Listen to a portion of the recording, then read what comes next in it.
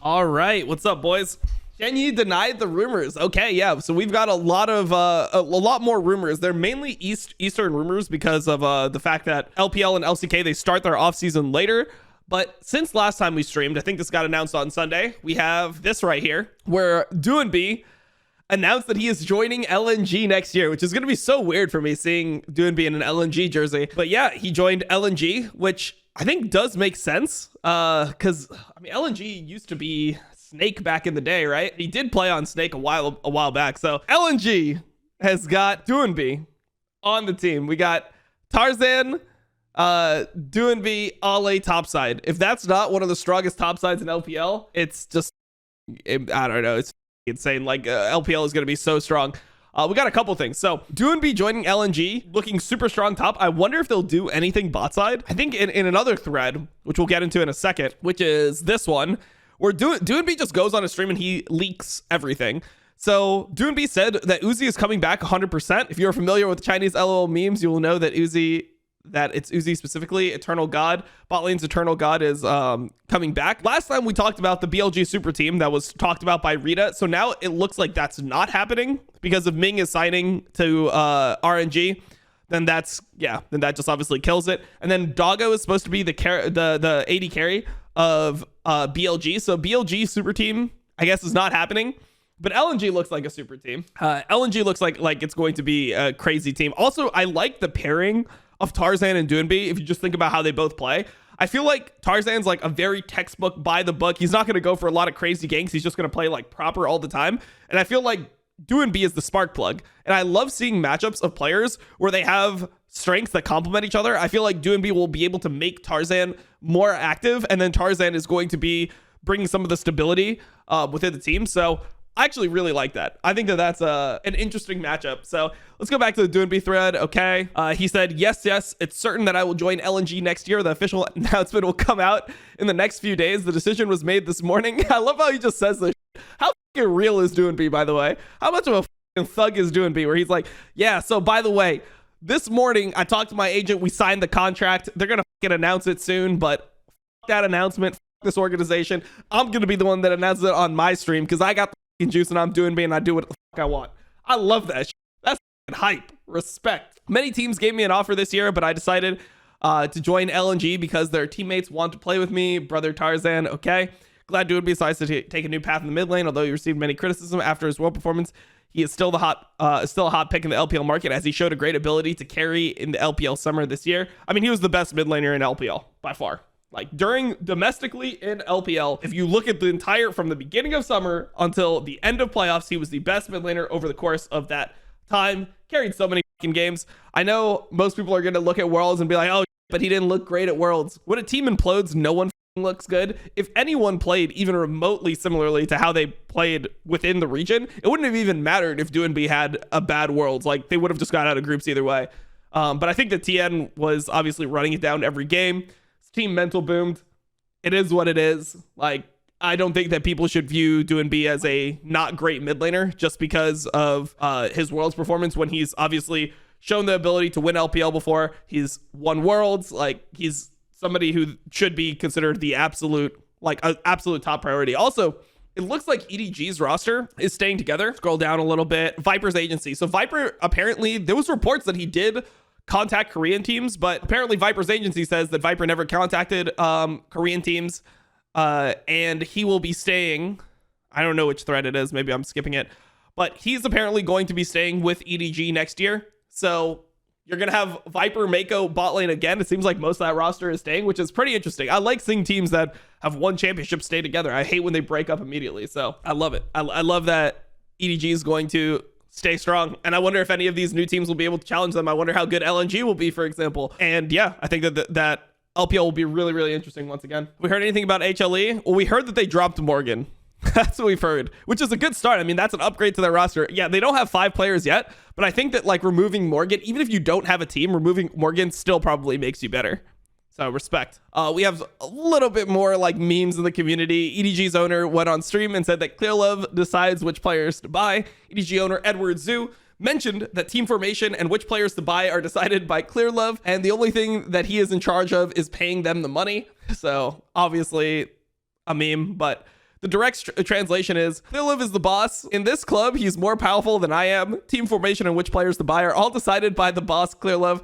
I'm just the one writing the checks. And then people were memeing that he said, don't say that, man. You and your money are also important. If Clearlive only has one fan tomorrow, it's got to be Edward. I remember in someone's stream a while ago, Edward said that he got dragged out of the room on his chair because he talked trash to Clearlive. Jesus Christ. I like seeing that though. So we have some TSM stuff. People told me I was on the TSM Reddit, which is never a good thing. Dude, you know that there's an IWillDominate thread on the TSM Reddit. When you look at this, bro, you don't even need to see my name. All you need to see is the amount of upvotes, and the amount of comments. 42 upvotes, 49 comments. This is me just talking positively of their next mid laner. But this is, what did I even say? Okay, let's see. Here we go.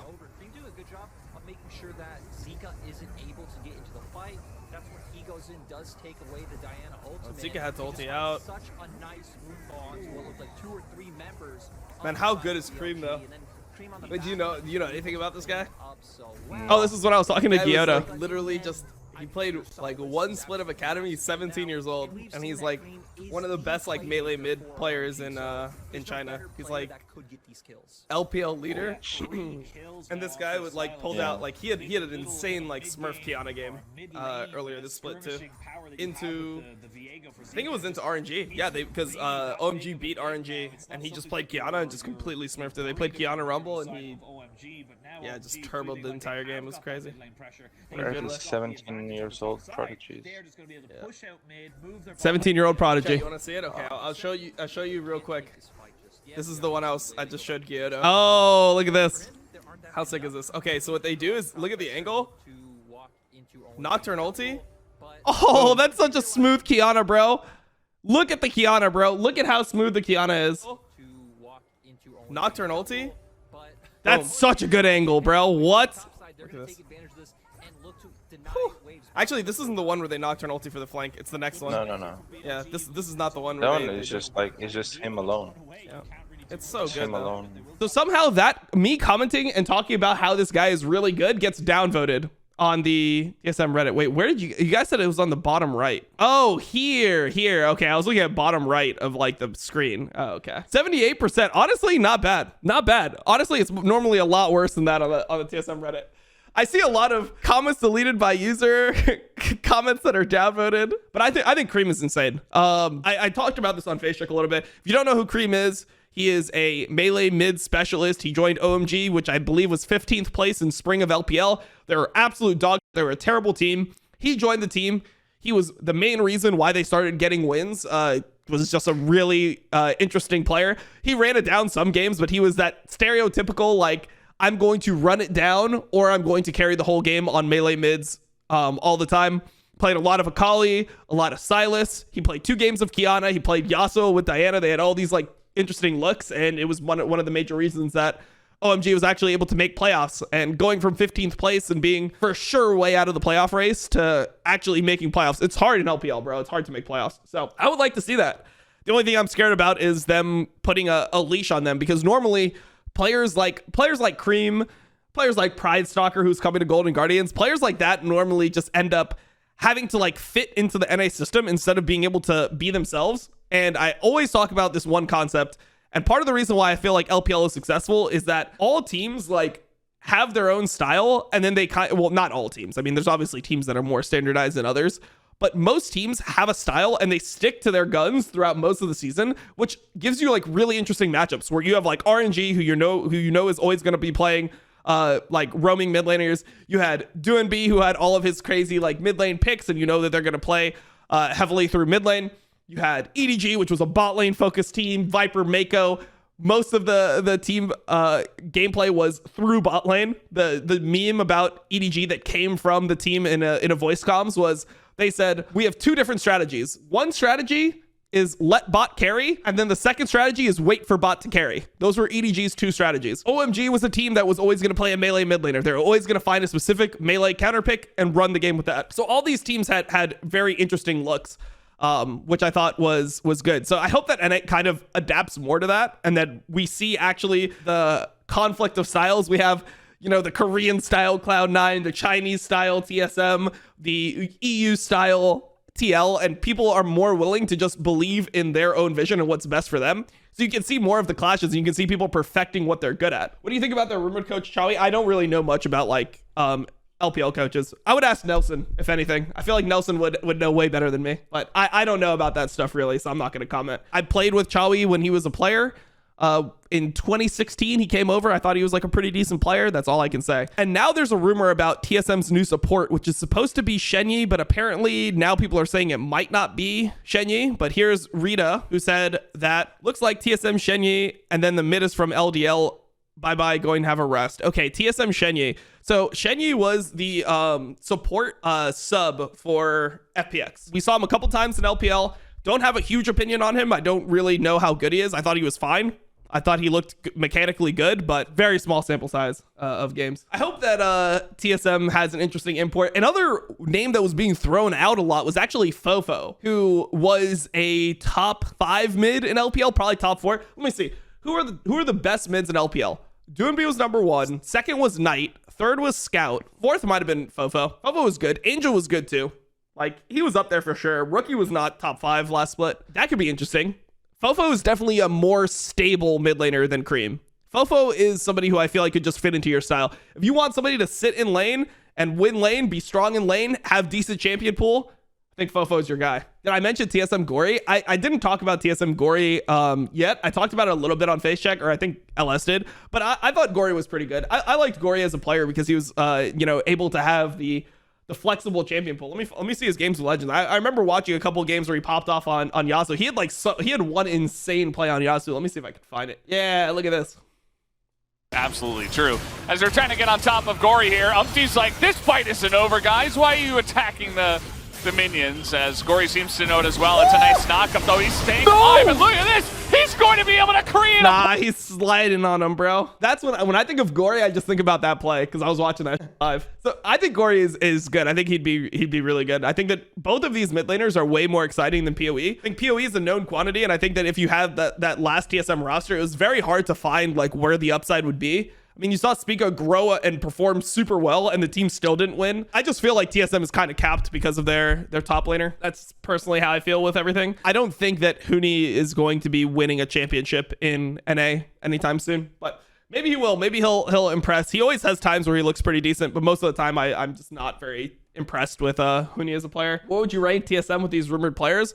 So in my mind, number 1 would be TL, and then I would say that C9's roster and EG's roster look potentially better. I think it's kind of hard to say with C9. Maybe C9 would be 4th and 5th with TSM in terms of just the straight up rumors right now, with all the uncertainties around how good is Berserker, how good is Winsome, how good is Isles going to be, Fudge playing mid, like how will this team actually work out? I would say EG, 100 Thieves, and TL would be looking like the top 3, and then I'd say TSM and C9 would be 4th, 5th, but I would expect like by the end of the split, C9 to get there together, it to be TL1, C9 2, EG3, maybe 100 Thieves 3, EG4, TSM 5, something like that.